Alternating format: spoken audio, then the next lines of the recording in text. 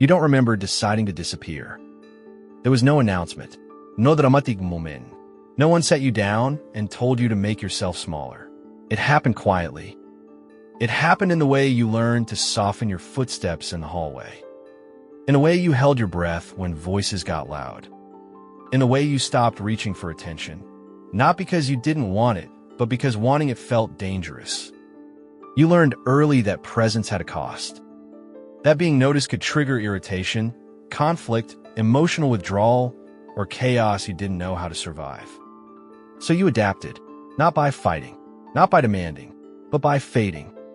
You became the child who didn't need much. The child who didn't ask. The child who stayed out of the way. And here's the paradox. The thing that saved you then is now quietly sabotaging you. Invisibility kept you safe in that house. But also taught your nervous system a lie, that being fully seen equals danger. So now, even in rooms where no one is yelling, even in relationships where no one is threatening, even in moments that invite you to step forward, your body still flinches. You hesitate before speaking. You minimize your needs. You feel a strange guilt when attention lands on you. You disappear emotionally, even when part of you desperately wants to be known. This isn't shyness. This isn't introversion. This isn't a personality flaw. This is a survival strategy that worked too well. Psychology has a name for what happened to you, but it rarely captures how deep it goes. This pattern often forms in homes marked by emotional neglect, unpredictability, or chronic stress. Not necessarily abusive in obvious ways, but environments where emotional expression felt unsafe, inconvenient, or unwelcome. One key concept here is hypervigilance. Your nervous system learned to constantly scan the environment for emotional shifts, not for physical danger, but for relational threat. A sigh, a tone change, a silence, a slammed door. Your brain learned to associate visibility with risk.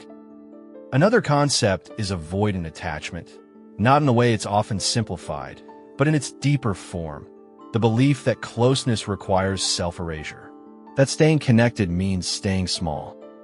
And then there's developmental dissociation, not the dramatic kind portrayed in media, but the subtle withdrawal inward.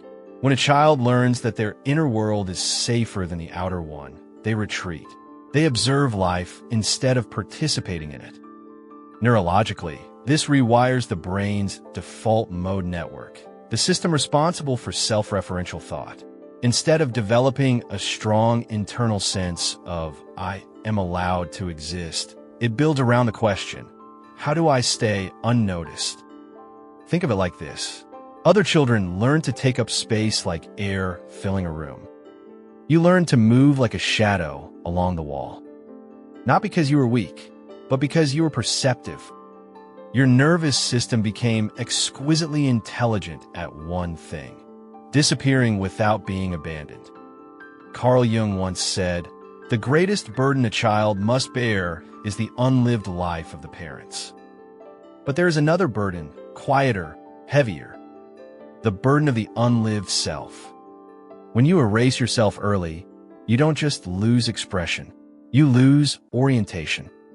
You grow up unsure of what you want, not because you lack desire, but because desire was never allowed to form safely. You feel a constant background grief without a clear object. A sadness that doesn't announce itself, but hums. This is the invisible grief. Grief for the voice you never used. Grief for the anger you swallowed. Grief for the joy you muted so it wouldn't draw attention. You sacrificed authenticity for belonging. And the fear driving it was simple, but profound. If I am fully myself, I will be rejected, or worse, destabilize the people I depend on. So even now, rest feels undeserved. Being loud feels wrong. Being celebrated feels uncomfortable. Simple moments become complicated. You rehearse sentences before speaking. You apologize before you're sure you've done anything wrong. You feel exposed when someone looks at you too closely. Not because you're broken, but because your nervous system still believes visibility equals danger. This doesn't stay in childhood. It grows up with you. You might become an adult who struggles to ask for help, even when overwhelmed. Feels safer in the background than at the center of attention. Downplays achievements or deflects praise. Dissociates emotionally in relationships when closeness increases. Feels guilty for having needs, opinions, or boundaries. Lives with a persistent sense of being out of place, even among friends. In relationships, you may attract people who are emotionally dominant, not because you want control, but because it feels familiar. At work, you may be competent but unseen, reliable, quiet, indispensable, yet overlooked. Here's the crucial truth. These are coping strategies, not personality traits. They're learned responses, not fixed identities. Healing begins not with fixing, but with witnessing. With noticing the moment your body pulls back when it wants to step forward.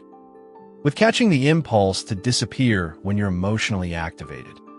With naming the pattern without shaming it. You don't gaslight yourself anymore by saying, "That's just how I am." You say, "This is how I survived." And survival deserves respect, not lifelong obedience.